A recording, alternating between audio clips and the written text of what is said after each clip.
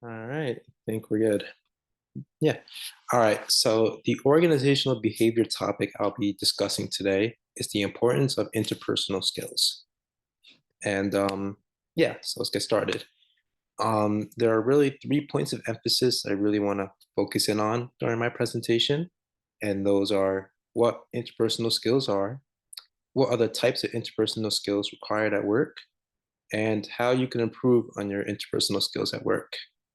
So yeah, before we get started, or go to the next slide, excuse me, I just wanted to define two definitions as explained in our textbook. So, number one, communication is defined as the exchanging of information between communicators to achieve a mutual understanding. And organizational behavior refers to how people behave in organizations and the other relationships between coworkers or management within the organization. According to both definitions, both concepts, it's apparent that they both go hand in hand with each other. So, with the basic understanding of both, why is interpersonal communication important? And that's what I want to cover in these next few minutes. So, what are interpersonal skills? As explained on the screen, interpersonal skills are behaviors and qualities we display when communicating with others. Aspects of interactions, excuse me, such as attitude and body language, are important facets of an individual's interpersonal skills. Those with good interpersonal skills are strong verbal and nonverbal communicators. And a bit we'll go over the difference between those two terms. But yeah, and how does it relate to the workplace? Interpersonal skills are indicators of success in the workplace. So there are a vast number of interpersonal skills, but I believe that these are the most important with one, verbal communication, two, nonverbal communication, three, listening, four, empathy, five, negotiation, six, problem solving, seven, decision making, and eight, assertion. So I believe those are the most important ones. And what I'll do in the next coming minutes is briefly describe each of them and explain on how we can improve them. So, starting off with verbal communication. Verbal communication is done using words. So, situations such as a phone call, a face-to-face conversation, as happened right now, video conference, email, all of those. Effective verbal communication skills include more than just talking. It's really how you deliver the message and how you can receive the message. That is very important as well. So, how can you improve that? You know, number one, just avoiding technical terminology. I think we've all heard the term, just explain it in simple terms. It's not rocket science. Just be very simple. There's no need sometimes to go very technical and just go above and beyond. Just keep it simple. Another way is to ask questions to show that you are interested and to match what you're saying with your voice and your body language. So that's verbal communication. Next up, we have nonverbal communication skills. And that is defined as the process of sending and receiving messages without using words, either spoken or written. So that's really going to focus in on the nonverbal cues. And nonverbal cues can either make relationships stronger or damage them, depending on how such cues are used. Examples of that include eye contact, facial expressions, body language, posture, gestures, physical contact. So, how can we improve our nonverbal communication skills? So, displaying an open body language when communicating. So, I'll get on. For example, I don't have your arms crossed, shoulders like this. That's an example of a nonverbal, or excuse me, a poor nonverbal communication. You know, have your shoulders lined up. Can't really see my feet.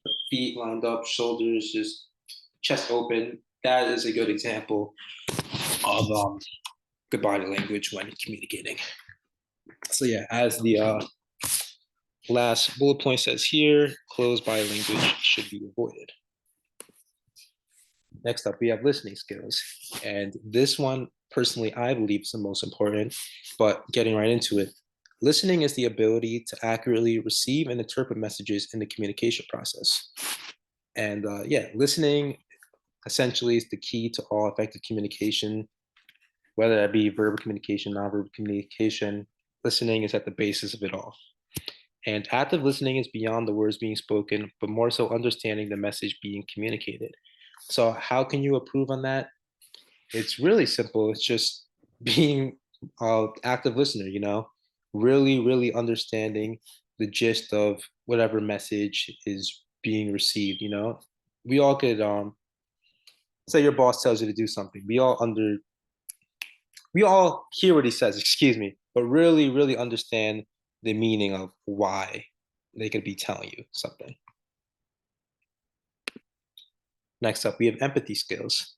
Empathy is defined as the ability to express care and concern for others.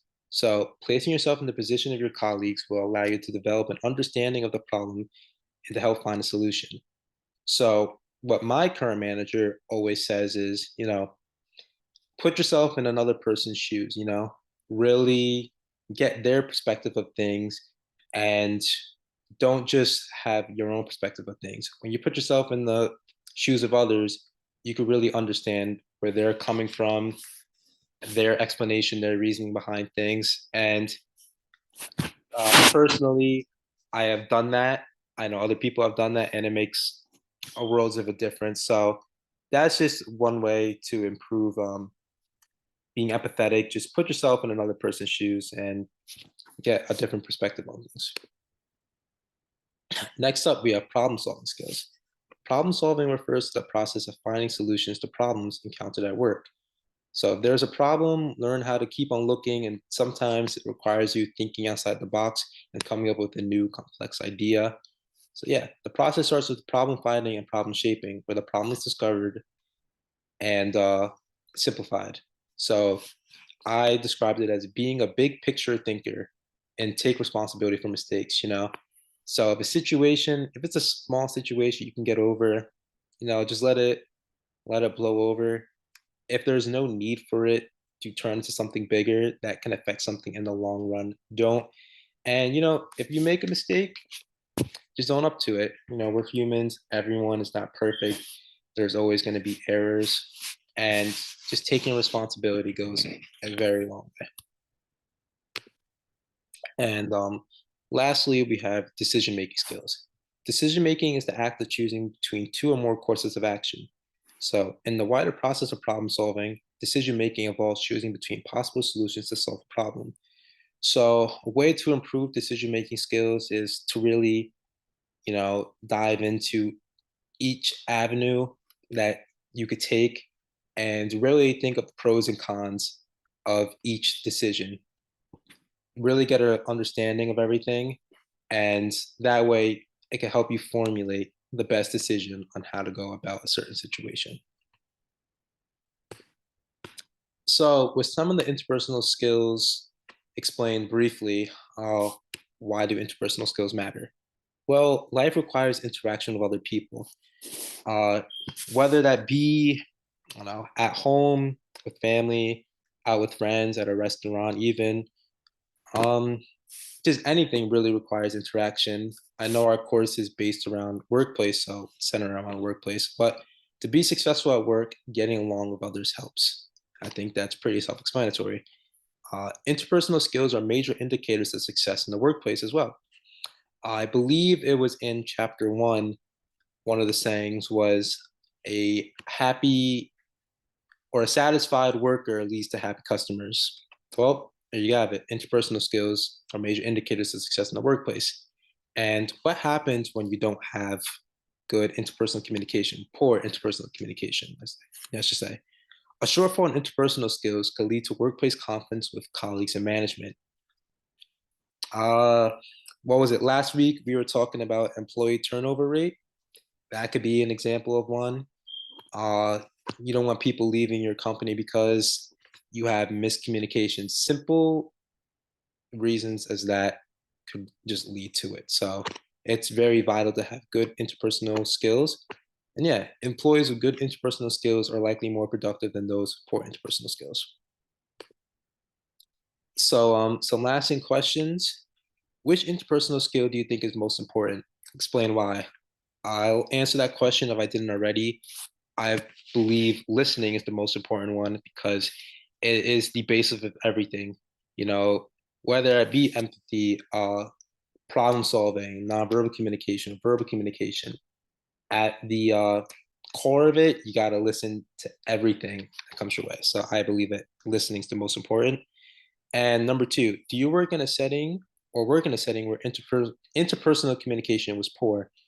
I used to work at a place where interpersonal communication was poor, excuse me, and it was just not a good environment from distrust with the management, between the coworkers, or even management not liking other management, or coworkers not liking coworkers. It was just a very, very bad environment. But luckily, I work in an environment now where the interpersonal communication was great, and I believe a good example of how to prove our interpersonal communication was good is that for the store that we work in, we're number one in our fleet. And to explain more, that we're the number one store at our certain retail site in North America. And I would say that the interpersonal communication is great, whether that's between coworkers to other coworkers, management to other management. Just within our company, our store, the culture is great. And interpersonal communication is very, very, very, very well. So yeah, that is my presentation on the importance of interpersonal skills.